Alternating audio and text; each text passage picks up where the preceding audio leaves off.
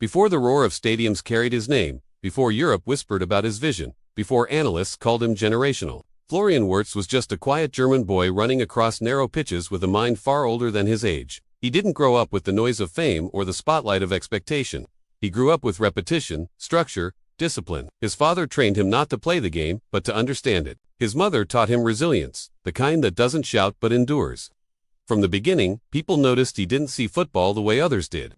While other kids reacted to the movement of the ball, Wirtz felt the movement before it even happened. He played the way a chess master thinks, always 3 steps ahead, always aware of spaces others didn't even know existed. In academy training sessions, coaches would pause and stare as he executed passes no one else attempted. He didn't rely on speed or strength, he relied on intelligence. His touch was soft, his body controlled, his decisions frighteningly mature. He became the player that forced others to improve or get embarrassed.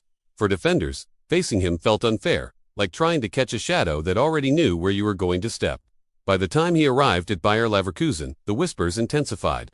This wasn't just another young talent. This was someone whose calmness under pressure unsettled even senior players. His debut in the Bundesliga came earlier than expected. Not because the team needed him, but because he was already too good to ignore. At 17, still more boy than man, he walked onto a professional pitch and behaved as if he had been there for years. The moment the ball reached his foot, something in the stadium shifted. People leaned forward. You could feel the anticipation, the electricity, the sense that something rare was happening. Then came his first goal, a strike taken with the composure of a seasoned veteran. He became the youngest goalscorer in Bundesliga history. But the number wasn't the story. The story was how natural he made it look. No panic, no hesitation, no fear, just instinct, sharpened by years of discipline.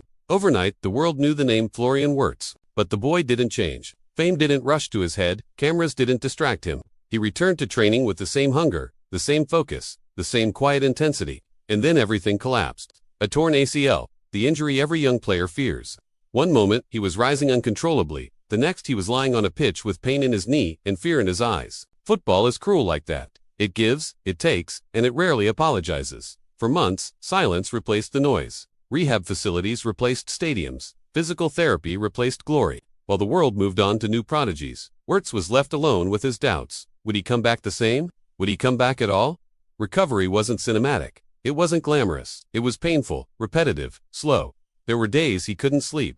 Days where small exercises felt like impossible mountains. But the strength of Florian Wirtz was never his speed, his skills, or his technique. His greatest strength was his mind, stubborn, disciplined, unshakable. Every day he pushed. Every day he improved, inch by inch, step by step. Not for the cameras, not for applause, but because he refused to let the game move on without him. When he finally returned, football expected a weaker version of him, a diminished star, a player swallowed by the injury that haunts so many careers. But what they got instead was a more evolved version of Wirtz, sharper, more calculated, more dangerous. The explosiveness he lost was replaced with intelligence he had refined. He no longer looked like a boy playing among men.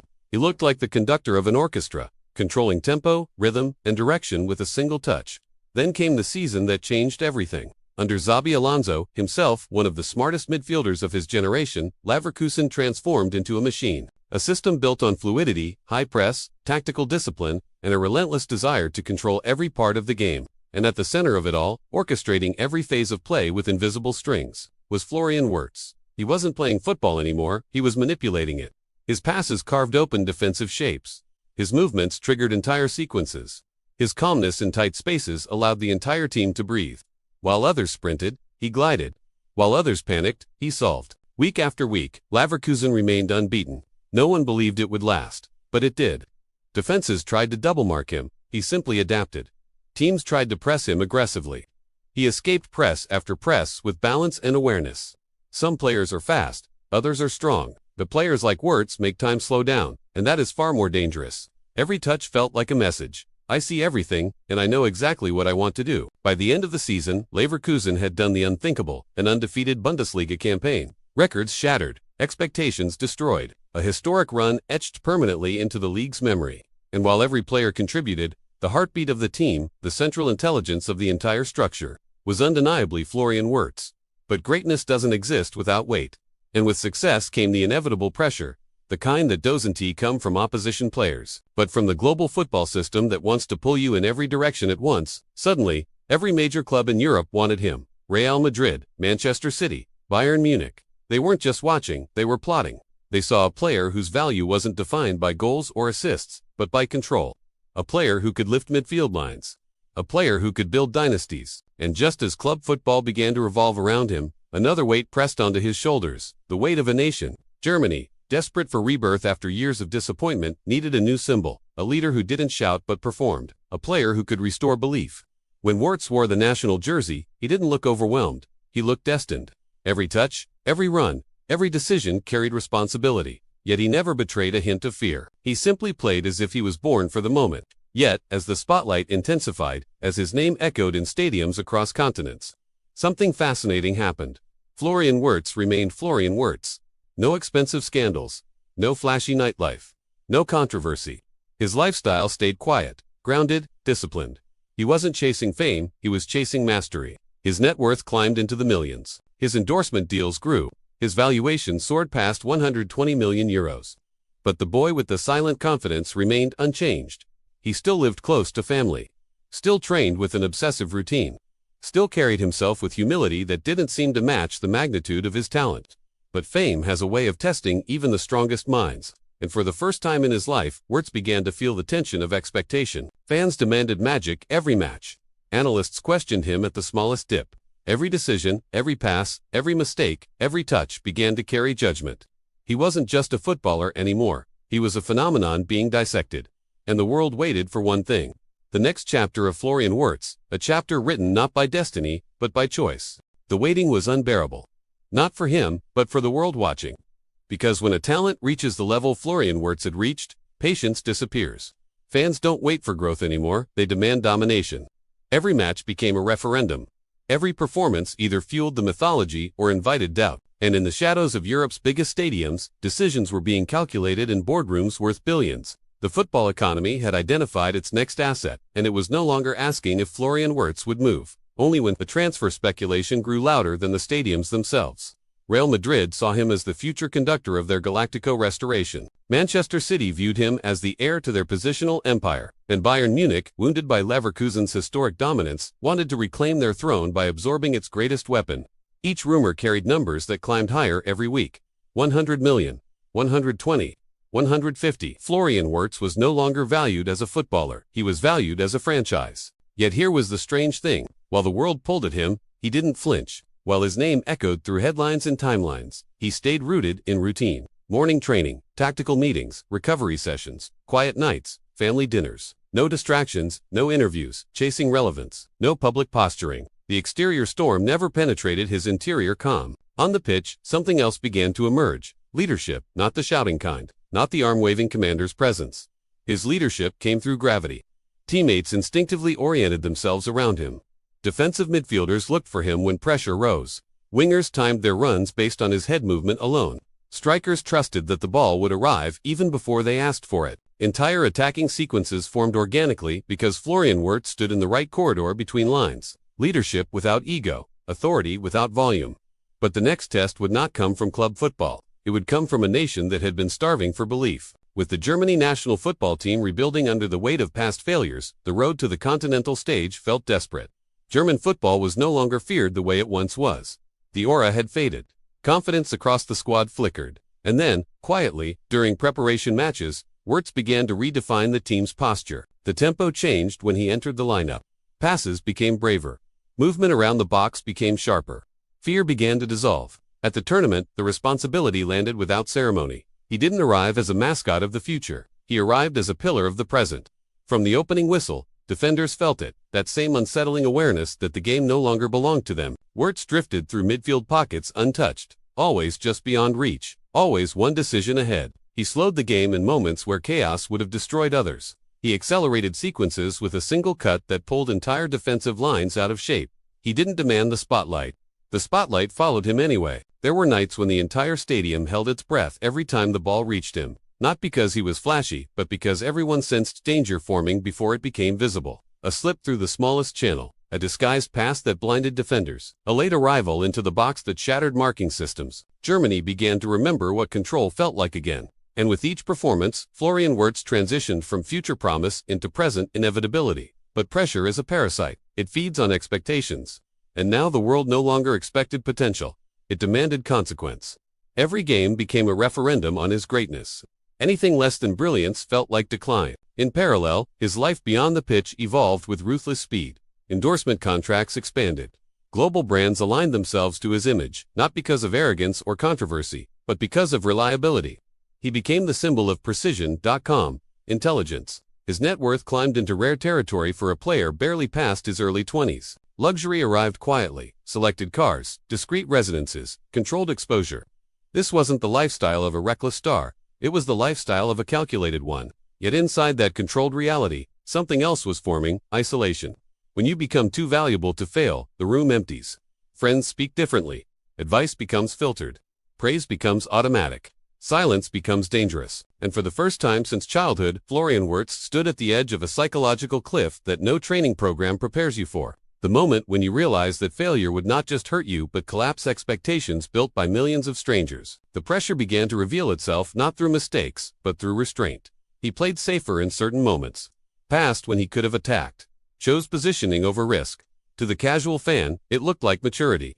To those who study elite performance, it looked like weight. And still, he delivered. Assists stacked up. Goals arrived in decisive moments. Leverkusen remained elite under his control. Germany continued its rebuild around him. Every metric confirmed his greatness. But greatness has enemies that cannot be seen on stat sheets: doubt, fatigue of expectation, identity under global surveillance. The football industry continued tightening its grip. Every agent call, every executive visit, every media whisper pulled at the thread of his future. Would he stay and become the symbol of a new Leverkusen dynasty? Would he leave and chase immortality under brighter lights? Would he sacrifice comfort for legacy? Or would legacy come to him where he already stood? And somewhere in the middle of all this, Florian Wirtz remained silent.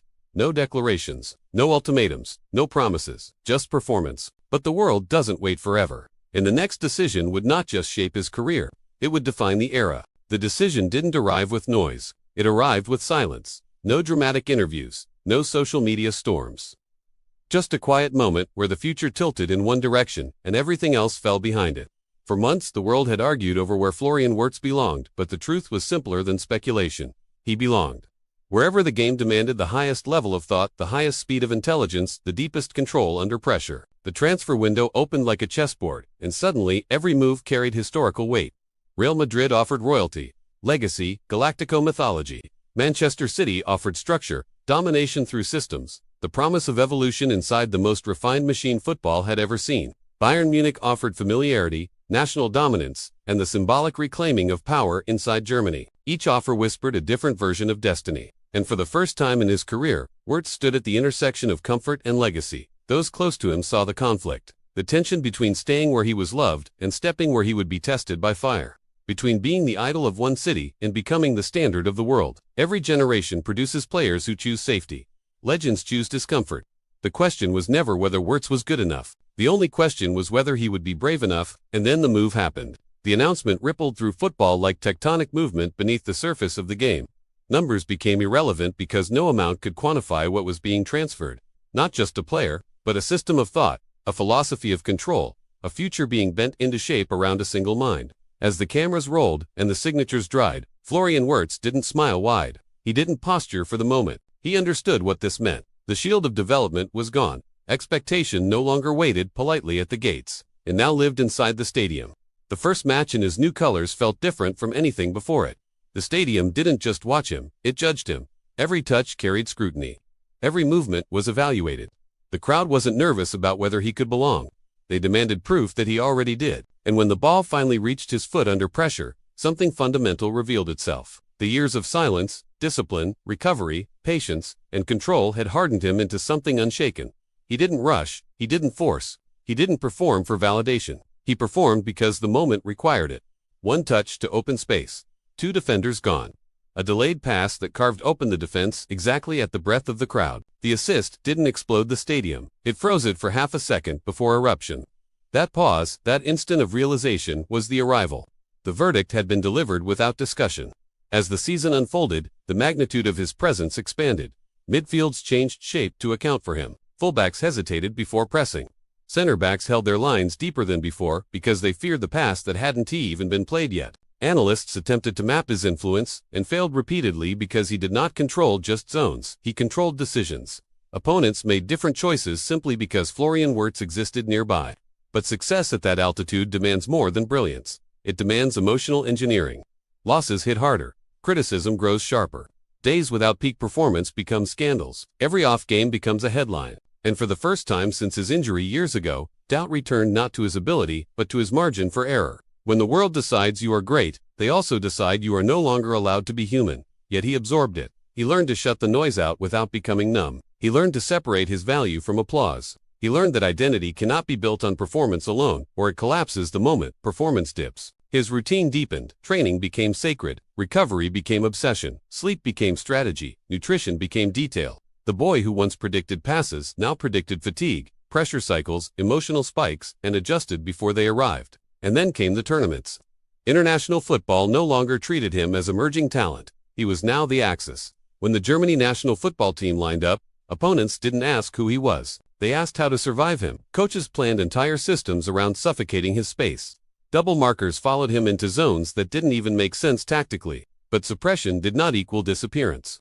It turned him into something else, quieter, deeper, even more surgical. Goals came through others, but the architecture of those goals always pointed back to him. In the knockout moments, when legs trembled and minds cracked, Wirtz did something rare. He slowed down. While chaos consumed the pitch, he operated at a different speed, as if insulated from panic. A clipped ball into the box at the exact moment the defender lost orientation. A disguised reverse pass when the striker had already given up the run. Late arrivals at the edge of the area that broke compact structures built to survive 90 minutes. Germany did not just compete again. Germany controlled again. His net worth surged beyond what most players reach in entire careers. Sponsorship became global. His image spread beyond football into culture. He became a reference for a certain kind of excellence, not loud, not toxic, not reckless, but refined. Young players studied him, not for tricks, but for posture, for scanning habits, for timing. Coaches used his footage not to inspire flair, but to teach cognition. Yet the most dangerous illusion of success is permanence. And Florian Wirtz understood something few, at his age, ever do. That legacy is not built by reaching the summit once, but by surviving its thin air over and over again. Bodies age. Systems change. Crowds replace idols overnight. The game does not care who you were yesterday. It only negotiates with who you are now. So he kept rebuilding himself from inside out. Less reliance on speed, more reliance on positioning. Less wasted movement, more economy of action. He transformed from prodigy to architect, from talent to institution.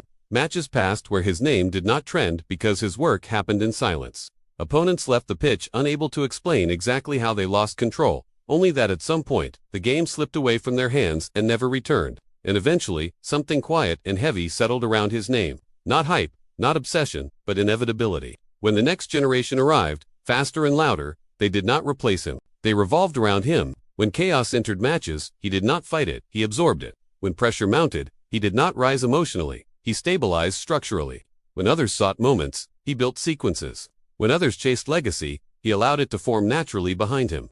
By then, the boy who once played in silence had become a reference point in world football, not as a showman, not as a provocateur, but as a mind that reshaped how matches were controlled. And somewhere between the training grounds of his childhood and the roaring arenas of global football, Florian Wirtz fulfilled the rarest transformation the sport allows. He did not become a highlight, he became a constant. A presence that altered the game simply by existing within it. And that is how legends are truly written, not in noise, not in spectacle, but in the invisible spaces where control, patience, and destiny quietly agree on one name: Florian Wirtz.